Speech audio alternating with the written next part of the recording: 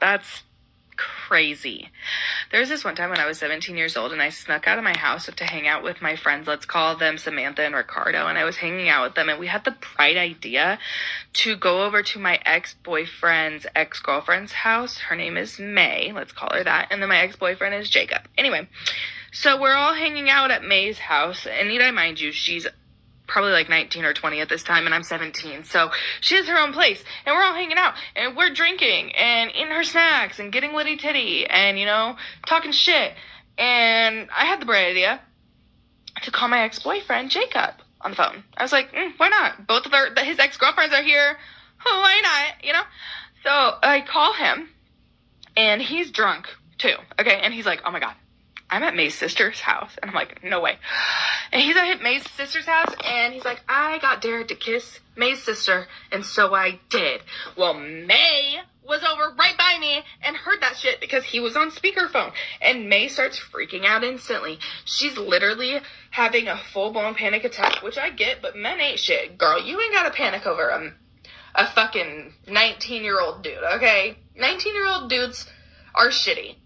Anyway, so we're having to hide all of her weapons from her because she's going that insane. And since there's no weapons in the house, she decides to run out of the house. And as soon as she runs out of the house, my mind instantly goes into, fuck, she's going slewer sliding. So I call the police. And the police are like, you better chase her ass to tell me where she's going. And I'm like, great. So I'm literally chasing this bitch for about 10 to 15 blocks. I don't know. I lost count. I'm a big bitch. That's a lot of running for me, okay?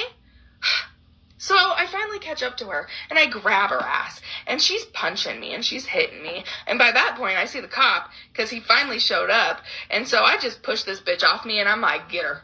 You better get her.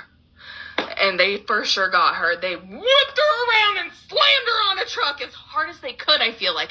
And need I mind you, this girl, she's like 80 pounds soaking wet, so she literally goes flying into that hood, okay? Anyway, that happens. I go home.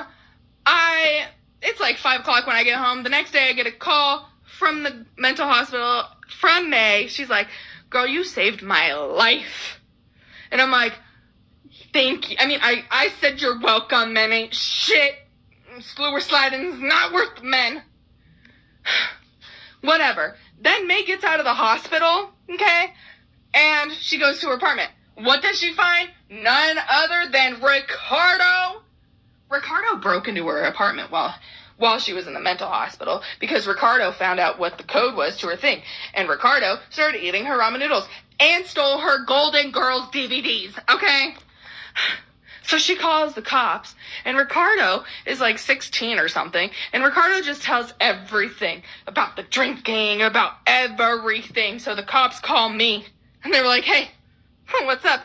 17-year-old me. I'm like, oh, fuck, the truth already been told, so I told the truth. I said what happened. Yes, I had been drinking.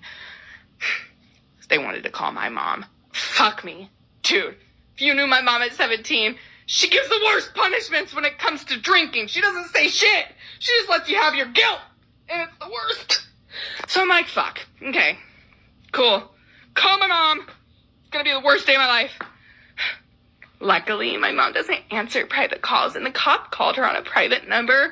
So she never answered the call. And I don't think they ever left a message or anything because she never said anything about it to me. Ever. I don't know if that was her punishing me for it or what, but I really don't think she found out at all. So, Mom, if you're watching this, hi. Anyway, store-bought pesto, though. That's insane.